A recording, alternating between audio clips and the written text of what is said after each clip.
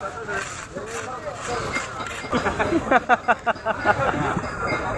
রাখা যাবে? সব থেকে বড় ইলিশ মামার 2000 টাকা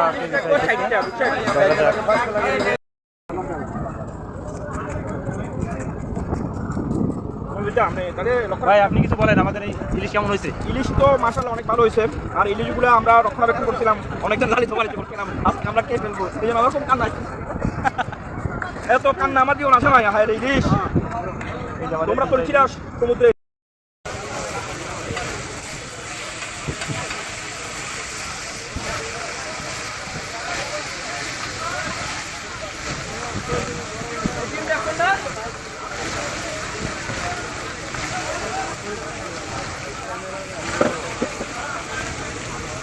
টাকা